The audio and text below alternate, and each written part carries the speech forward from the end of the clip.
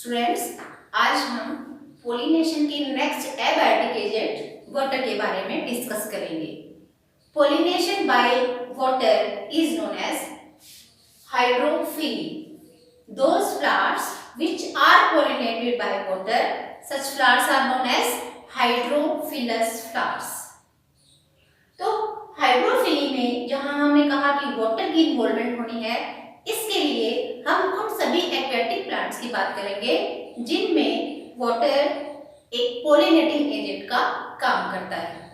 There are number of aquatic plants जैसे zostera, ceratophyllum, vallisneria, water lily, lotus, hydrilla. There are number of plants.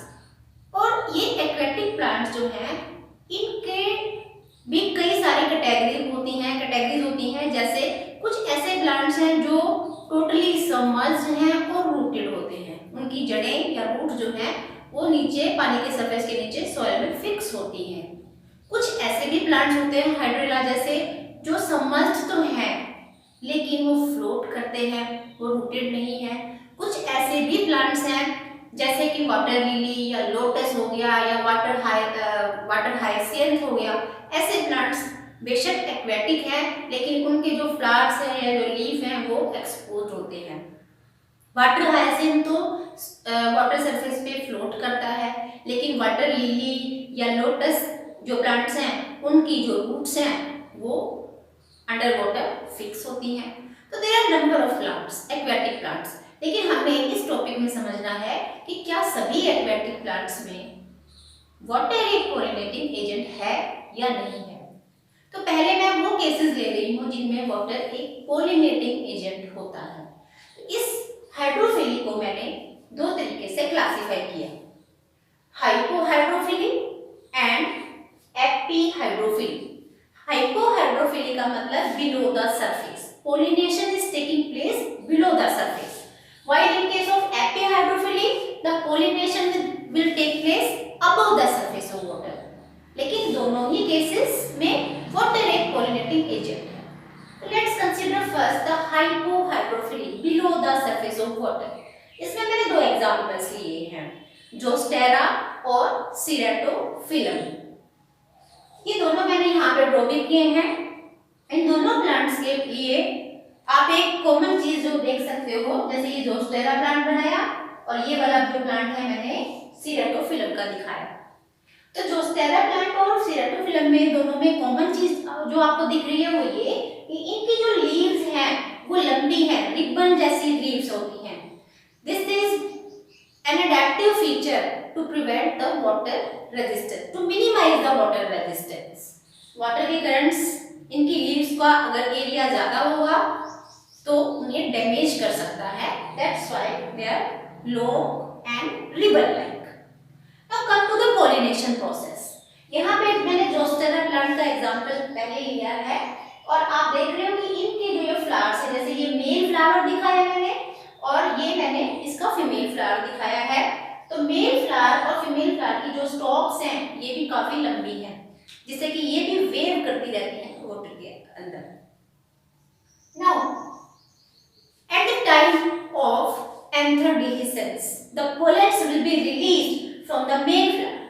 Anther ने जैसे ही pollen grains को release किया तो अब पोलन ग्रेन्स की जैसे मैंने दिखा रखे हैं, see the shape of this pollen grain. ये मैंने इस तरीके के दिखाए हैं, लंबे लंबे निडल शेप।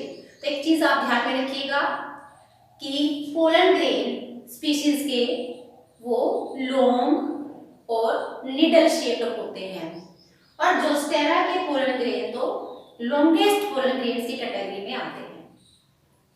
तो जोस्टेरा प्लांट के जो पोलन ग्रेन्स हैं जैसे ही वो एंथर से डिhiscence के बाद बाहर निकलते हैं तो अब एक इम्पोर्टेंट जो चीज जोस्टेरा के प्लांट से जुड़ी हुई है वो ये कि इनके पोलन ग्रेन्स की जो स्पेसिफिक ग्रेविटी होती है that is equivalent to water.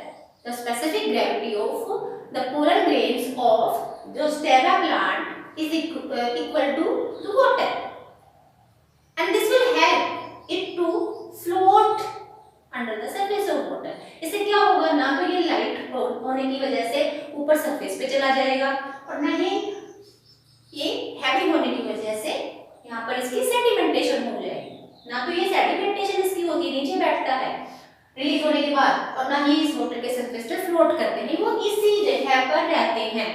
और अब जैसे ही वाटर के करंट्स आते हैं, पानी का बहाव आता है, तो they reach on the surface of stigma of this female flower.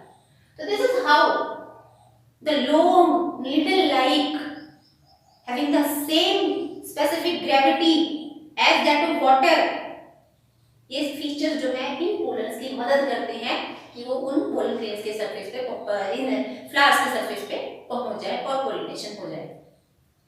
एक और खास बात जोस्टेरा के पोलन ग्रेन्स के बारे में कि ये पोलन ग्रेन्स एक्साइल नहीं होती इनके ऊपर, इनके सरफेस के ऊपर। And mostly the pollen grains, all the species which are pollinated by water, they are covered by a mucilage cover, so that they are unwettable. यहाँ पे मैंने कुछ पॉइंट्स लिखे हैं pollen grain से जुड़े हुए।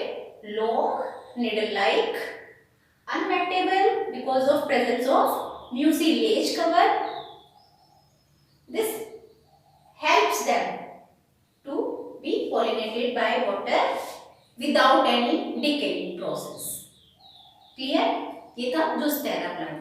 अब इसके बिल्कुल साइड में मैंने दिखाया है सीरेटोफिलम। How the pollination process is different in this plant? Let's consider. यहाँ पे इसके भी मैंने ऐसे ही मेल और फीमेल फ्लावर्स दिखाए हैं। अब क्या होता है कि इस मेल फ्लावर से पोलन ग्रेन्स अभी नहीं निकले हैं, डिलीशंस नहीं हुई है, बल्कि इसके एंथर्स को मैंने दिखाया है। This is the anther of this ceratophyllum. यहाँ से anther detached, they get detached from this male flower and they reach over the surface of water. They are floating over the surface of water. On the surface of water, there will be dehiscence of anther. अब जो pollen grains उस anther के अंदर से वो water के surface पर release होंगे, और वो पोलन ग्रेन्स हैवी होने की वजह से सिंक करना शुरू कर देते हैं। They start sinking under the water. Anther ऊपर चला गया था, लेकिन जैसे उसमें से पोलन ग्रेन्स निकले वो नीचे आना शुरू हो जाते हैं, and they are then caught by the female flower. यहाँ पे फीमेल फ्लावर के सरफेस पे वो फिर पहुंच जाते हैं। This is how the water pollination is taking place in ceratophyllum. तो ये दोनों केस कैसे हैं जिसमें अंडर सरफेस हाइड्रोफिलीज अकम्प्लिश हुई है। लेकिन अब एक और केस हम यहाँ लेते हैं। ये केस है वेलिसिनेरिया का। एपिहाइड्रोफिली में वेलिसिनेरिया नामक प्लांट का हमने यहाँ पर केस लिया है। आप देखेंगे कि इसके भी जो लीव्स हैं वो भी मैंने रिबन शेप दिखाए हैं। अब इस प्लांट में जो थोड़ा सा डिफरेंट चीज है वो ये कि ये एक मोनोइशियस प्लांट है। इसमें मेल और फीमेल फ्लावर्स वो अलग अलग प्लांट्स के ऊपर लोकेटेड है। ये स्टेमिनेट फ्लावर दिखाए हैं मैंने, और ये वाला जो फ्लावर दिखाया है this is it's female flower. एक डिफरेंस देखिएगा यहाँ पे कि जो मेल फ्लावर है इनकी जो स्टॉक है ये इतनी लंबी नहीं है, बल्कि the female flower it is having a long stalk and this is helping it to reach on the surface of water. ये जो फ्लावर है इसका ये पानी के सरफेस तक पहुंच गया है क्योंकि इसकी स्टॉक काफी लंबी है। अब जो ये स्पेडिक्स लगी हुई है, स्पेडिक्स मतलब वो इन्फ्लोरेसेंस जिसमें इसके मेल फ्लावर्स हैं, ये इन मेल फ्लावर्स इस स्पेडिक्स से निकल के और लाइट होने की वजह से ये पानी के सरफेस पे पहुंच रही है, जैसे मैंने यहाँ दिखाया। अब एक इम्पोर्टेंट चीज यहाँ पर इसके बारे में देखें। इस फ्लावर के पास ये मेल फ्लावर जो दिखाया है this is a male flower, और इस मेल फ्लावर के पास पेटल या सेपल वर्ल नहीं होता है, कोरोला या कैलिक्स नहीं होता है, बल्कि it has a single whorl which is known as perianth, यानी उसमें सिर्फ टेपल्स पाए जाते हैं। It has 3 tepals. सपोज मैंने यहाँ पे ये मेल फ्लावर दिखाया है और इस मेल फ्लावर में 3 टेपल्स दिखाए गए हैं, ठीक है। ये यहाँ पे मैं दिखा दूं क्योंकि ये मेल फ्लावर है, तो लेट्स शो द स्टेमन। मान लीजिए इसकी स्टेमन्स दिखाई। अब जैसे ही ये मेल फ्लावर सरफेस पे चला गया तो इसके दो टेपल्स तो पानी के नीचे डूबे रहते हैं, they remain submerged below the surface of water. पर इसका जो ये एक टेपल है, जैसे ये वाला टेपल, जो रिमेनिंग टेपल 3 है इसके पास टेपल्स, तो ये दो तो सरफेस के वाटर सरफेस के नीचे ही रहते हैं, जबकि इनमें से एक जो है इट इज एक्सपोज, वो पानी के सरफेस से ऊपर रहता है। और इसके अलावा ये जो मैंने ये दो दिखाए हैं, जैसे इस केस में ये इसके स्टेमन्स हैं, ये भी बाहर रहते हैं। ओके, नाउ अभी टेपल्स को हम क्यों यहाँ पर दिखा रहे हैं, क्योंकि इनका एक स्पेशल रोल रहता है। आप ध्यान रखिए कि ये मेल फ्लावर्स फ्लोट करते हैं और इन मेल फ्लावर्स में जो नीचे वाले जो टेपल्स हैं they are helping the flower to float on the surface of water. लेकिन जो ये जो एक टेपल इसका जो बाहर है, it is giving the directional movement toward the female flower. जैसे ही वाटर करंट्स आएंगे, ये आप वाटर करंट्स भी बना सकते हो, जैसे ही वाटर करंट्स आएंगे तो इस पानी के बहाव के साथ, इन करंट्स के साथ, इन वेव्स के साथ ये जो मेल फ्लावर है वो पहुंच जाता है इस लंबे स्टॉक वाले फीमेल फ्लावर के पास। ये यहां पे पहुंच जाएगा एंड यहां पर जाने के बाद इसके ऊपर पोलिनेशन हो सकता है। Female flower will be pollinated by this male flower. तो ये 3 केसेस है, क्योंकि ये वाला केस कैसा रहा जिसमें पानी के सरफेस पे पोलिनेशन हो रहा है, ये दोनों केस कैसे रहे जिसमें अंडर सरफेस पोलिनेशन हो रहा है।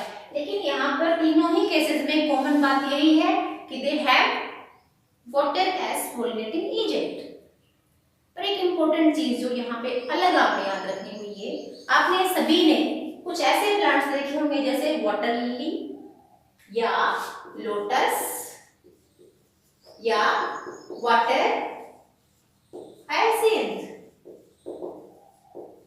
वाटर हायासिंथ ये प्लांट्स कैसे हैं, ये भी एक्वेटिक प्लांट्स में हम कवर करते हैं। लेकिन आपने देखा होगा कि इनके फ्लावर्स काफी ब्राइट कलर्ड होते हैं, काफी बड़े साइज के भी होते हैं।